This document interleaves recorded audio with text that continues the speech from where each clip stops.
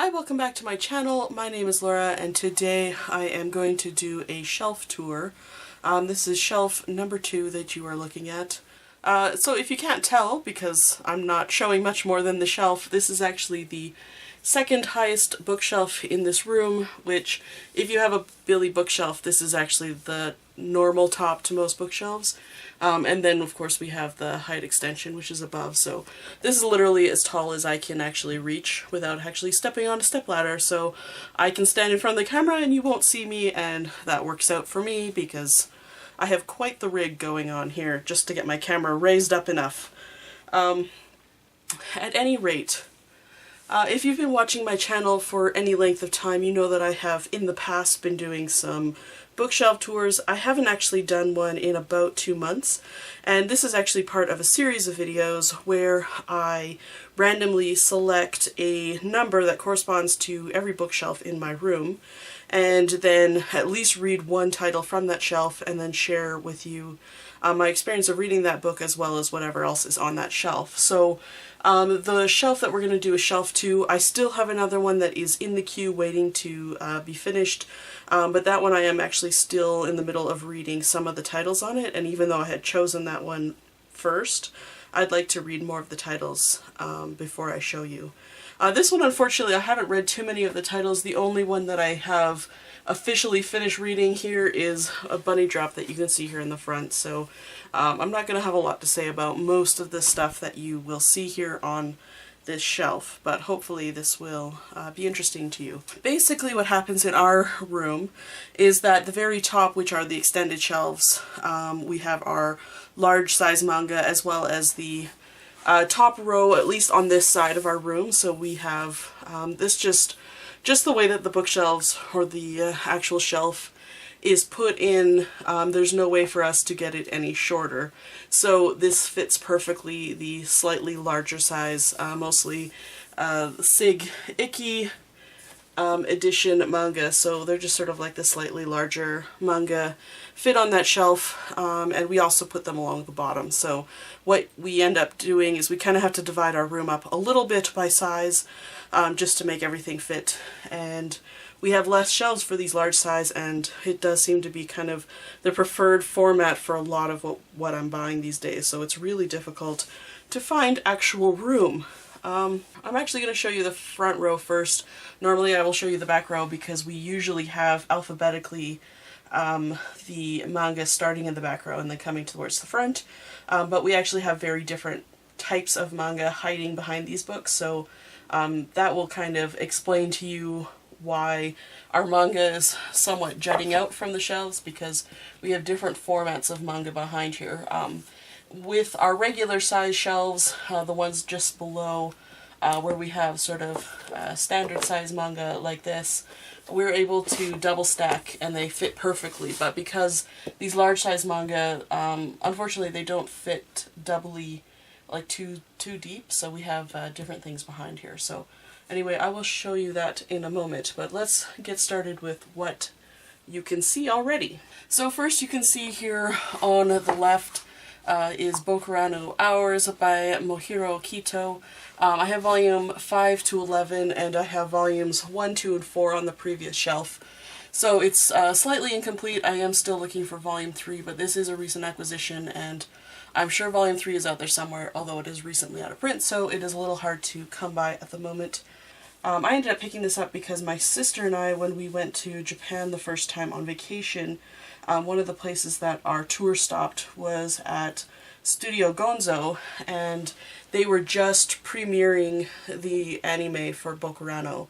So we actually got to sit and watch the first episode, 1 or 2, in Japanese at Studio Gonzo in a special screening. So it was pretty nostalgic. I actually bought volume 1 right as soon as it was released, and I never actually have read it since then, so I don't actually know too much about it. I do believe that there are children, and they are basically piloting some sort of mecha type machinery. I believe that they're in some sort of a war game thing, and I think that it involves them actually having to kill each other off. That's pretty much as far as I know about the series, apart from a few things that people have told me since I've picked this up.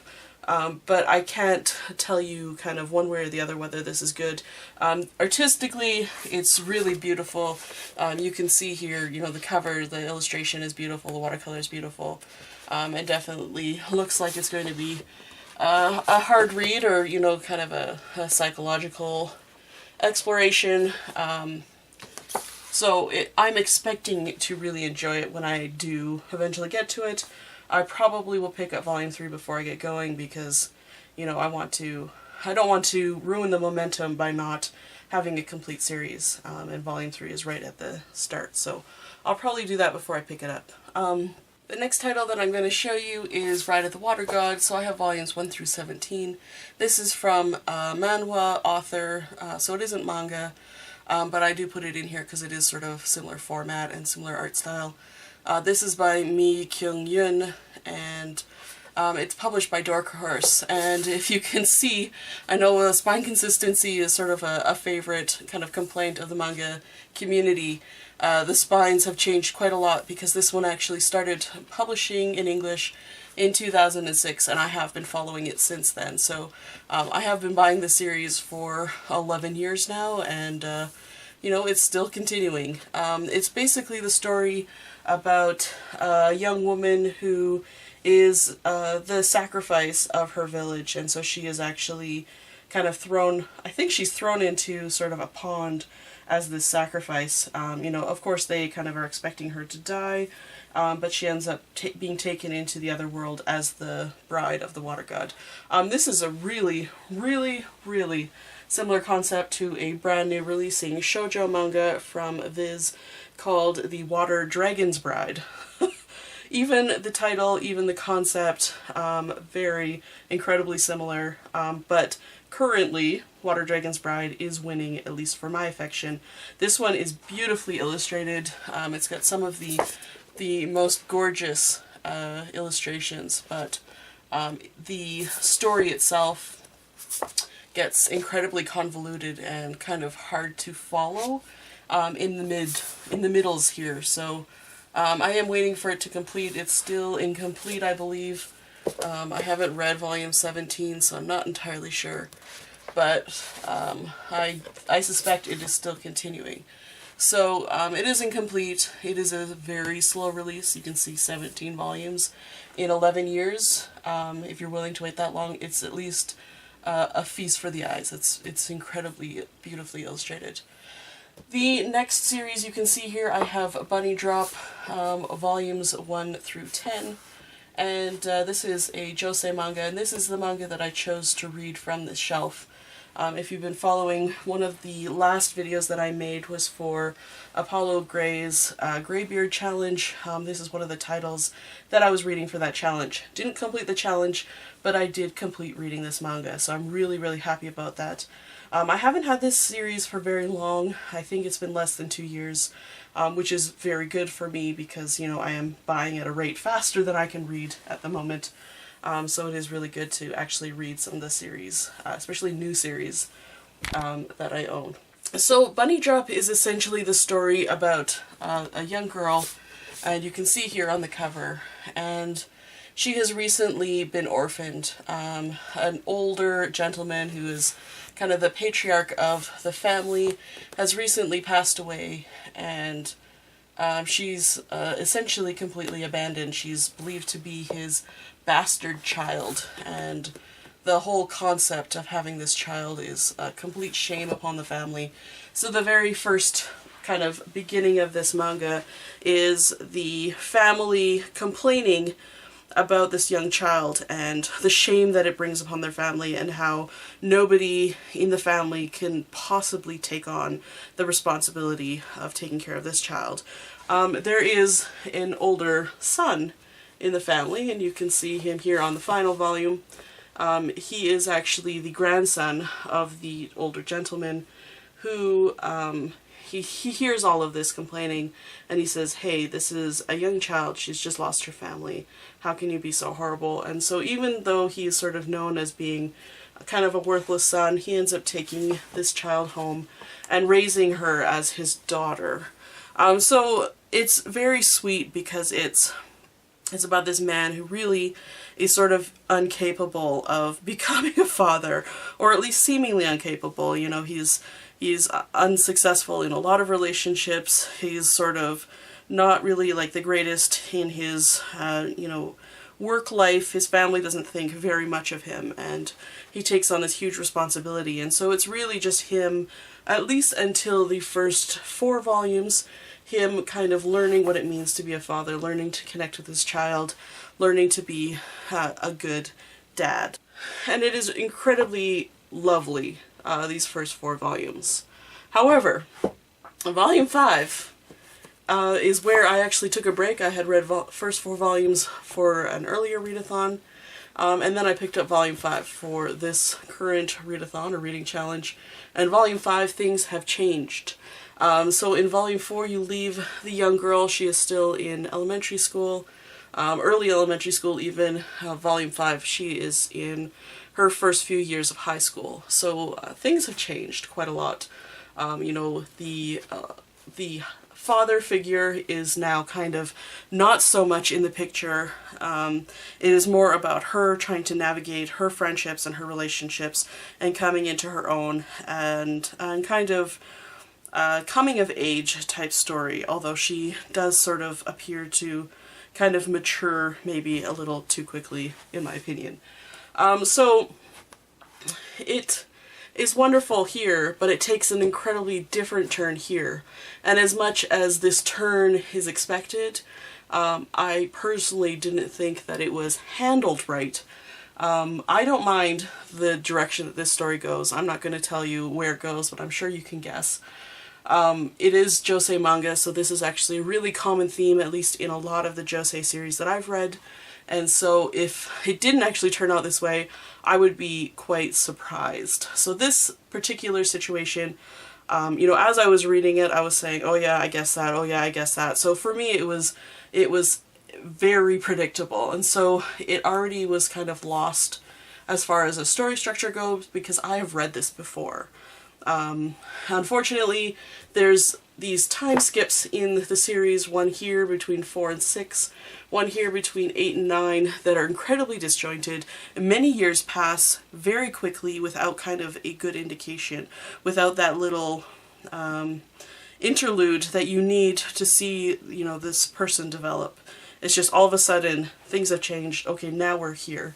So the development is just too quick. I think that actually if the author, Yumi Unita, had actually decided to fill these volumes in and actually told the story of this child as she grew up all the way to high school, this would have been a much more successful manga, at least in my opinion.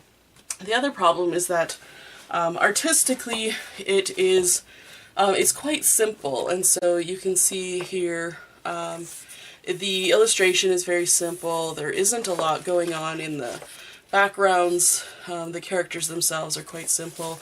There's very little by way of like screen tones and things, and so it is it's fine. Like the art is fine, but it's a particular style, and it works beautifully in the first few volumes because the child herself is very kind of distant and hard to get to know, and this art style really represents, really showcases the child's personality, the situation that's happening in the first few volumes.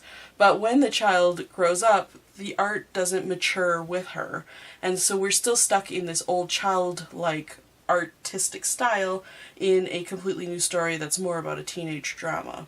So unfortunately, you know, like, there's just things that were missing for me in the story. Overall, I thought it was okay. I kind of gave it an average rating of about 3 stars for most of the volumes. And, you know, it is a particular type of story that I actually really like. I do go seeking stories that follow a very similar path to this, but it's because I love this story type, but I'm always looking for something more. And unfortunately, this one just didn't quite deliver. I did read a few reviews that did agree with me for the most part on most of the stuff, so, you know, just beware, maybe read some reviews before you pick this one up. It is josei manga. I think it will probably appeal more to a lady audience, I guess. So if you fit that demographic, then I would say you probably would enjoy this a little bit more. Volume 10 is entirely omake. It's all short stories, primarily from when she is a child still. So you can read volume 10 if you want, but it is completely unnecessary. So if you're trying to save money, you can buy 1 to 9 and not miss anything. So that is just a little bit about Bunny Drop. I enjoyed it enough. I'll probably reread it again. It is sort of my style of story. I'm just looking for slightly more in this particular story type. And then the last thing here on the front row is Buddha by Osamu Tezuka, volumes 1 through 5. There is 6 to 8 on the next shelf. And as you can see, it is the hardcover with the continuous spine image, and it does have little half jackets. As you can see here, it does have a little bit of an image. This one is actually the only one on this shelf that is my sister's, and I have read about half of the first volume several years ago. I was intending on reading it this year for my read through my Osamu Tezuka collection project. Unfortunately, that didn't occur. This one, I think, because it does have sort of a religious and historical depth to it, that I'm not always ready to read.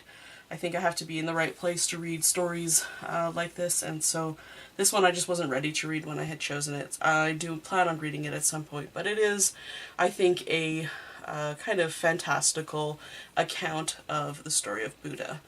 So that's pretty much what it is. It's beautifully illustrated, and the hardcovers are really, really nice. I think you can only find the softcovers now, and even they are getting a little bit hard to find. So if Tezuka's your thing, I would say get on this ASAP, because I don't know when Vertical is going to be re-releasing this anytime soon. Yeah, so that's the front of my shelf, and I'm going to pull all this out and I will show you what's in the back. So now that I've removed all of the front, you can see actually that everything in the back are all Japanese manga. So these are, of course, not in English. And they are mostly titles that I have not read. I've gotten them from a variety of different places. Generally, I don't think that many of these titles on this shelf are ones that I went out and sought. I think actually most of my favorite titles are actually on a separate bookshelf where you can actually see what titles they are. These ones are more titles that I've been given or found very cheaply at secondhand sales, and then a handful of my sister's titles. So anyway, I'm just going to get into it. I'm going to show you what titles I've got. I'm not going to necessarily tell you the titles and the authors for all of the series, just because my Japanese isn't wonderful. So if I can't read it, I'll just put it up on the video and you can read it for yourself. But I'm just going to do that to kind of make this process a little bit faster for myself. Hopefully I can read them all. I do recognize most of them, but you know, there might be a couple in here that I don't quite know. The first collection is volumes 1 through 14 of Isle by Hiroyuki Asada. This is a sports manga about basketball. As far as I know, hasn't been released in English, and I was given this title, so I haven't even attempted to read it. At some point I would like to read everything in my collection, and hopefully my Japanese will improve over the next year and I can do just that, but at this moment it just feels a little ambitious. So anyway, that's Isle, or Airu. Then I have volume 1 through 3 of the classic El Hazard. Volume 1 of Saber Marionette. El Hazard and Saber Marionette, they were both ones that I got at like library sales for like $1 or 50 cents each, so that's why I have them. Although both of these titles are fairly nostalgic, they were some of the first anime that I ever saw when I got into anime in the late 90s. The next two are Dragon Ball, like manga. They're basically like screen captures of the cartoon series. I actually was given this from a friend when we were doing language exchange together, so she gave this to me before she moved back home. I have volumes 2 through 5 of Neon Genesis Evangelion, which I'm sure you are well acquainted with. Then I have volumes 1 and 2 of the ever so famous Doraemon, who is the robot cat. Certainly if you're interested in like learning Japanese, or you know, you just started learning Japanese, this is a good place to start in trying to read manga, because the the language is quite a bit easier. We bought 2 volume 1s of Death Note, and this actually comes from Japan.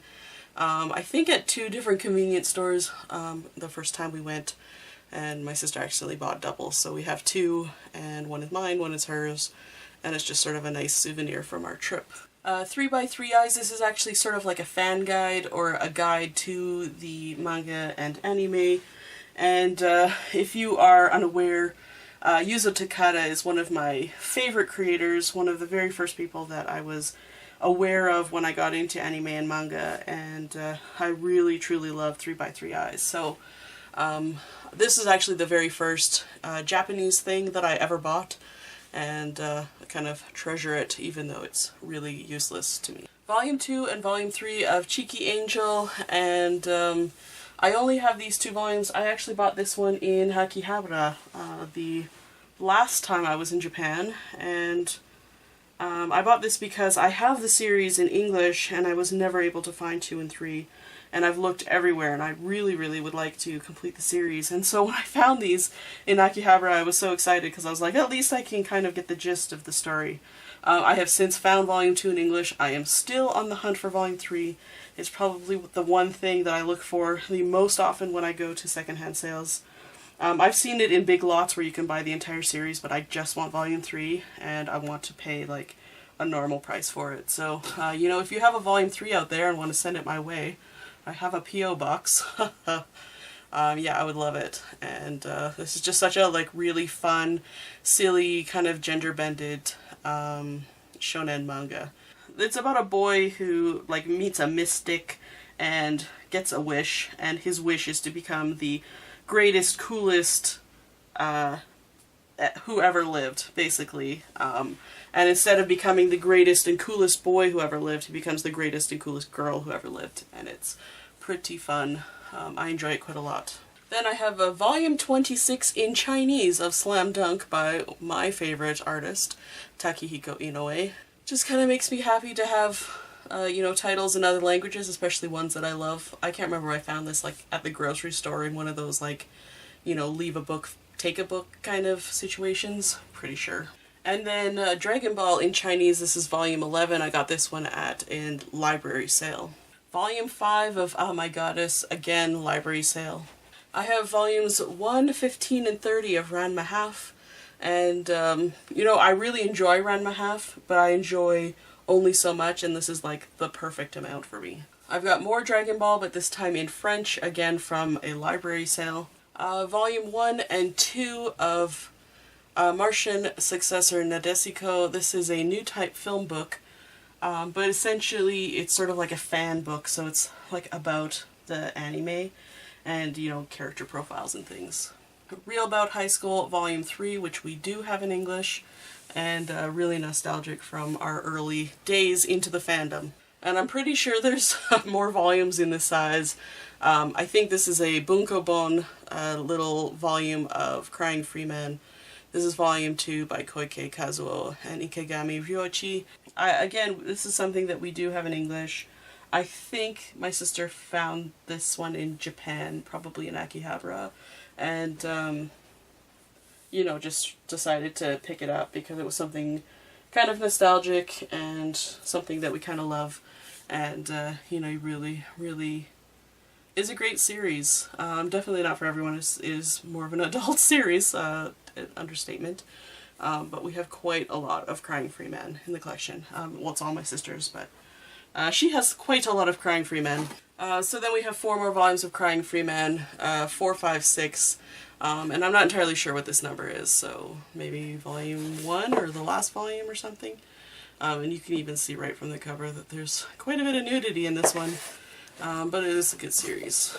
And then the last thing on our shelf is volumes 2 through 4 of Kino Nan Tabeta by Yoshinaka Fumi. So this is basically What Did You Eat Yesterday, which is a, I think actually fairly popular, at least well-regarded, foodie manga about a gay couple that cooks together, and there's recipes in it. So my sister bought quite a few of these when we were in Japan. They're still in plastic because we have them in English. I think some of them are open. There actually are more than this. When we were kind of trying to reorganize our shelves, we're just trying to make some space. We kind of just shoved everything that we could into the spaces that fit, and so some of our Japanese titles got a little bit mixed up. But that will change sometime in the near future. At any rate, that's it for the back. So that is it for shelf number 2. As you can see, it was actually quite a full shelf despite how it looks on the front, and those Japanese volumes actually filled the back row of the shelf next to it as well. So when we eventually get to that one, I will show you those ones as well, if not before. Do you collect Japanese manga too? Obviously the way I collect is very haphazard. It's mostly when I see them here, and they're super cheap. That's pretty much the only time they come into my collection, unless I'm genuinely looking for a title. So my Japanese collection is pretty scattered. At any rate, that is it for this shelf. I hope you found it interesting. Thank you so much for watching my video, and I will see you in the next one. Bye for now.